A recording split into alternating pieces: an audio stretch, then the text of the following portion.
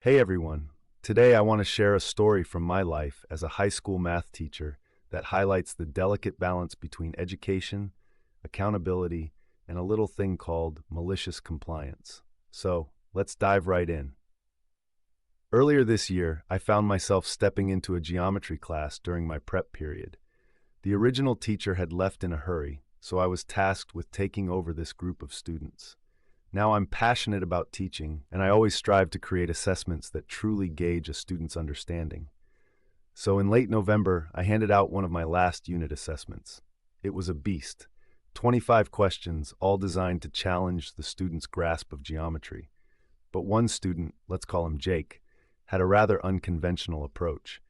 Instead of giving any real effort on the questions he didn't know, Jake decided to just fill in 67 for every one of them. Yes, you heard that right. 67.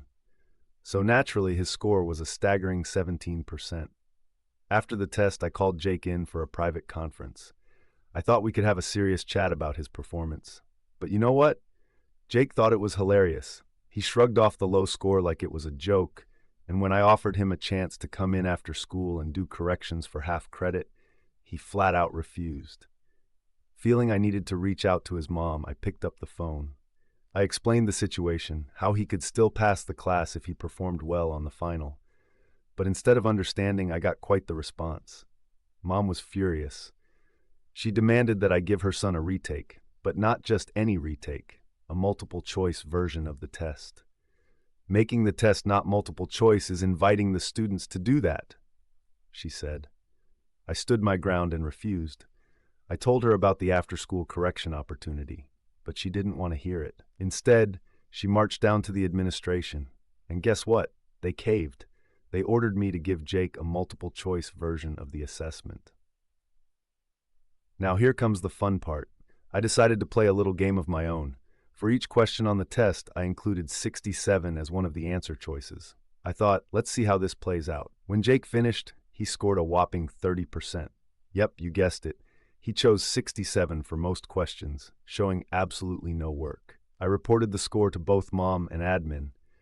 But the saga didn't end there. Mom went back to Admin, demanding that we disregard any questions where Jake guessed 67. But Admin stood firm. They said, "We gave you what you wanted, and your son had another chance. He made his choices." In the end, Jake didn't pass the class. However, right before winter break, I received an email from him. It was an apology. He admitted he had behaved poorly throughout the class, admitting he didn't take the test seriously. He asked if I could change his grade from a 30% to a 70% and round his final grade from a 52% to a 60% so he could pass. Now let me tell you, I genuinely don't enjoy failing students. I understand that geometry can be tough, and many of those concepts might not even apply to their future careers. My teaching philosophy is simple: regular attendance, a good attitude, and always trying your best. Do those three things and you'll pass.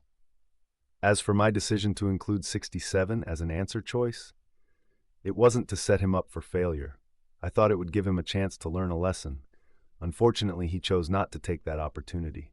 But here's the kicker. He actually wanted both tests to show his friends how funny it was. I had to deny that request for test security reasons, of course. So, what do you think?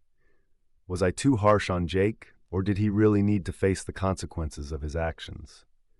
How far should we go to hold students accountable for their learning?